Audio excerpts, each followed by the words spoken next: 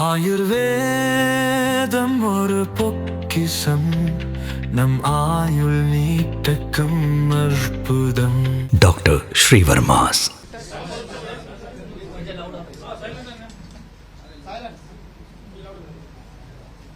வணக்கம். இன்று 24ஆம் தேதி மே வானிலை நிலவரம் குறித்த பிரஸ் மீட் இது.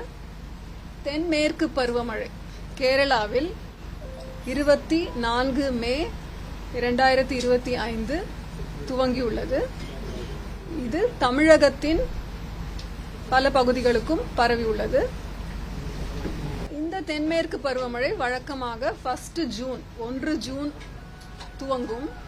இது 16 ஆண்டுகளில் இந்த முறை 24 மே அன்று வந்திருக்கு. இதுக்கு முன்னாடி 23 மே 2009 வழக்கத்திற்கு முன்னதாகவே துவங்கி இருக்கிறது. இது தென்மேற்கு பருவமழை குறித்தான அப்டேட். தெற்கு கொங்கன் கடலோர பகுதிகளிலே இருந்து அந்த மத்திய கிழக்கு அரபிக்கடல் பகுதிகளில் உருவாகிய ஆழ்ந்த காற்றழுத்த தாழ்வு பகுதி இன்று காலை 8:30 மணி அளவில் மத்திய கிழக்கு அரபிக்கடல் மற்றும் அதனை ஒட்டிய தெற்கு கொங்கன் கடலோர பகுதிகளில் காற்றழுத்த தாழ்வு மண்டலமாக வலுப்பெற்று அது ரத்னகிரிக்கு வடக்கு வடமேற்கே 30 கிலோமீட்டர் தொலைவில் நிலவுகிறது. இது மெதுவாக கிழக்கு திசையில் நகர்ந்து இன்று நண்பகல் ரத்னகிரி மற்றும் தாப்போலிக்கு இடையே காற்றழுத்த தாழ்வு மண்டலமாகவே கரையை கடக்க வாய்ப்பிருக்கிறது. இது அரபிக்கடல் பத்தி. வங்கக்கடல் பகுதின்னு பாத்தீங்கன்னா மத்திய மேற்கு மற்றும் அதனை ஒட்டிய வடக்கு வங்கக்கடல் பகுதிகளில் ஒரு காற்றழுத்த தாழ்வு பகுதி வருகின்ற 27ஆம் தேதி உருவாகும் வாய்ப்பு இருக்கிறது.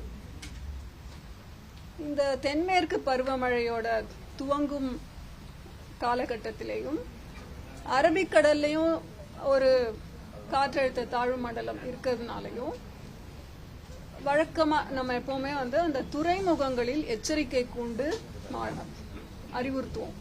அதன்படி தமிழகத்துல தூத்துக்குடி மற்றும் பாம்பனில் 3ஆம் எண் எச்சரிக்கை கூண்டு ஏற்றுவதற்காக அறிவுறுத்தப்பட்டிருக்கிறது.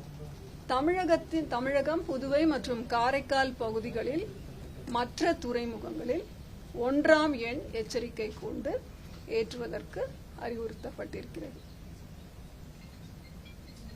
இப்ப கடந்த 24 மணி நேரத்திலே மழை எவ்வளவு பெஞ்சிருக்கு அப்படின்னு பாத்தீங்கன்னா 7 இடங்களில் கனமழை பெய்திருக்கிறது. அதுல அவலாஞ்சி அப்படின்ற இடத்துல நீலகிரி மாவட்டத்துல 11 சென்டிமீட்டர், பந்தலூர்லயும் அதே அளவு, தேவாலால 8 சென்டிமீட்டர், சின்னக்கல்லாறுல 9 சென்டிமீட்டர், திருநெல்வேலி மாவட்டத்துல பாத்தீங்கன்னா ஊத்து, நாலுமுக்கு, நாகப்பட்டினத்துல 7 சென்டிமீட்டர். சென்னையை பொறுத்த வரைக்கும் நுங்கம்பாக்கம் முதல்ல பாத்தீங்கன்னா 6.9 மில்லிமீட்டர் குறைச்சல் தான். மீனம்பாக்கத்துல 3 சென்டிமீட்டர். ஆனா மற்ற ரெயின் கேஜஸ் பாத்தீங்கன்னா சென்னையில மடிப்பாக்கம் மற்றும் மேடவாக்கத்துல 5 சென்டிமீட்டர் மழை அளவு பதிவாயிருக்கிறது. இதையும் நீங்க யூசுவலா கேட்பீங்க.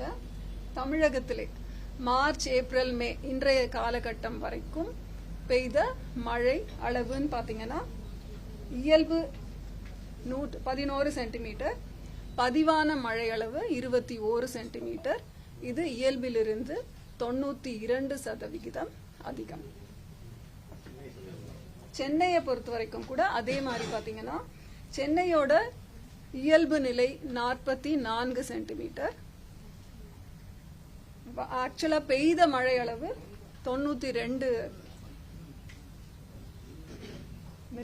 Centimetres. Departure 110.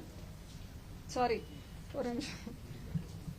Normal 44 mm, actual 92 mm. So departure 110%.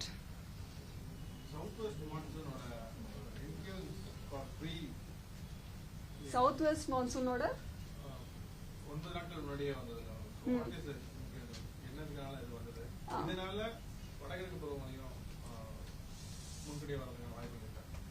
இப்போ தென்மேற்கு பருவமழைன்னு பாத்தீங்கன்னா நம்ம அனௌன்ஸ் பண்றது சில கிரைட்டீரியா இருக்கு.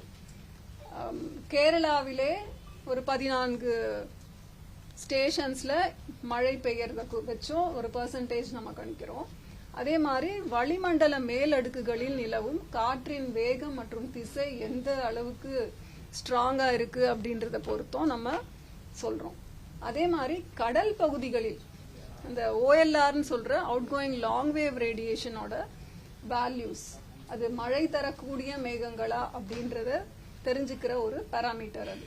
ஸோ இதுவையும் சேர்த்து எல்லா பாராமீட்டர் சேர்த்து தான் நம்ம வந்து கண்காணிச்சுட்டே இருக்கும் பொழுது இது வழக்கத்தை விட முன்பாகவே துவங்குகிறதா அப்படின்ற நமக்கு அறிகுறிகள் தென்படும்.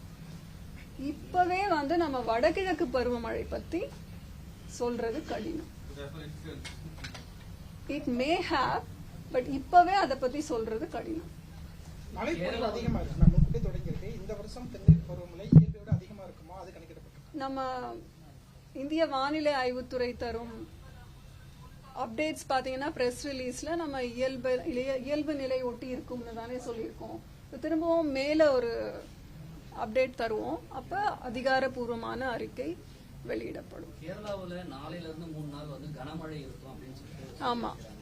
அதனால தமிழ்நாட்டுல பார்டர் ஒட்டி இம்பாக்ட் ஏதாவது இருக்குமா? அதனாலதான் நம்ம வந்து இந்த வார்னிங்ஸ் மேப் அதுக்கு நம்ம போகணும். இன்று வந்து கோயம்புத்தூர், திருநெல்வேலி மாவட்டங்களின் மலைப்பகுதிகள், நீலகிரி மற்றும் தென்காசி மாவட்டங்களின் ஓரிரு இடங்களில் கன முதல் மிக கனமழையும், திருப்பூர், திண்டுக்கல், தேனி மற்றும் கன்னியாகுமரி மாவட்டங்களில் ஓரிரு இடங்களிலும் கனமழை பெய்ய வாய்ப்புள்ளது. This is for today.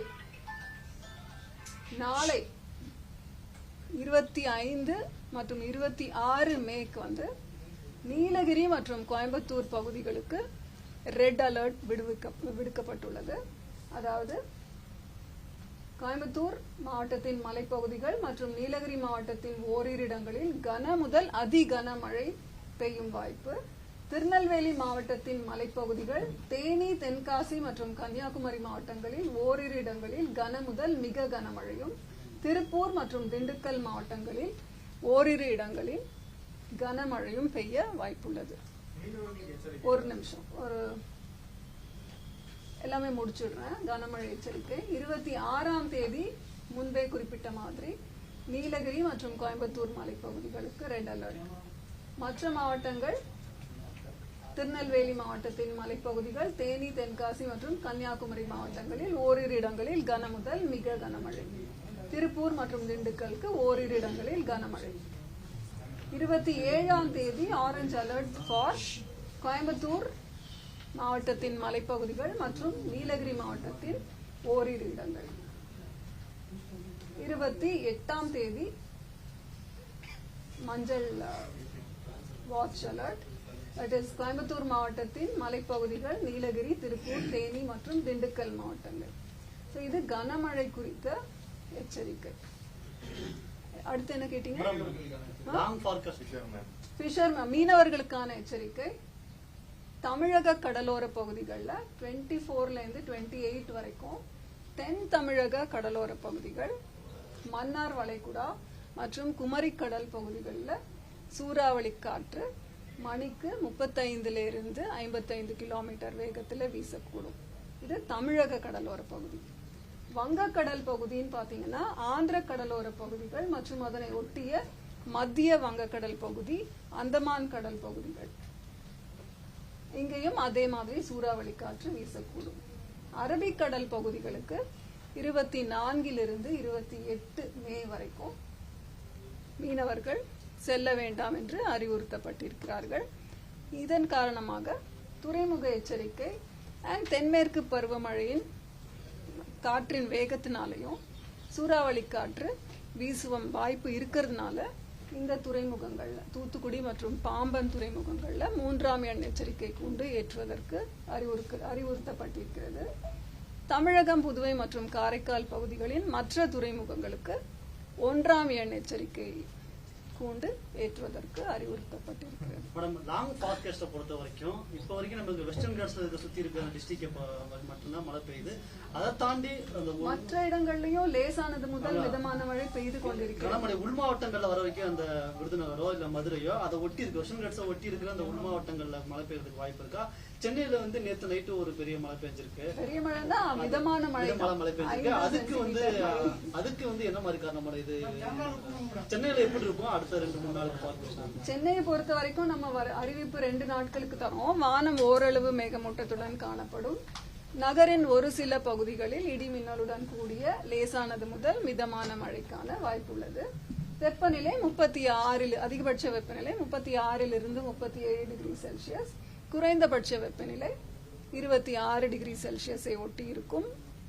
இன்று நாளைக்கும் ரொம்ப பெருசா மாற்றம் இல்ல. வானம் அதே மாதிரி மேகமூட்டத்துடன் ஒரு சில பகுதிகளில் இடி மின்னலுடன் கூடிய லேசானது முதல் மிதமான மழை பெய்ய வாய்ப்புள்ளது. அதிகபட்ச வெப்பநிலை 35 டிகிரி செல்சியஸை ஒட்டியும் குறைந்தபட்ச வெப்பநிலை 26 டிகிரி செல்சியஸை ஒட்டியும் இருக்கக்கூடும். தென்மேற்கு பருவமழை இன்னும் ஒரு சில இடங்கள்ல தொடங்காம இருக்கு. அந்த இடங்கள்ல எப்போது தொடங்கும்? அதாவது இந்த மேப் பாத்தீங்கன்னா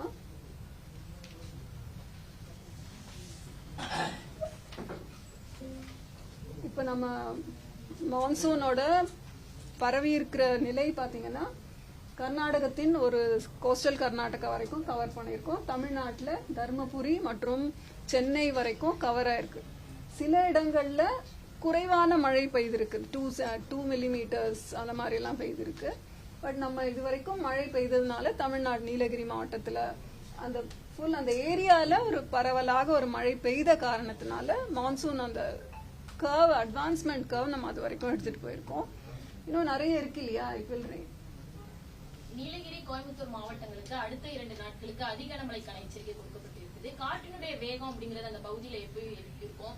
குறிப்பா வந்துட்டு அதிக கனமழை அப்படிங்கும்போது வந்துட்டு இதுக்கு முன்பும் வந்துட்டு அதிக கனமழை அந்த பகுதியில வந்துட்டு இருந்திருக்குமா கடந்த ஆண்டுகளை ஒப்பிடும்போது? இருந்திருக்கும். இப்ப கையில என்கிட்ட இப்ப அந்த தரவுகள் இல்லை.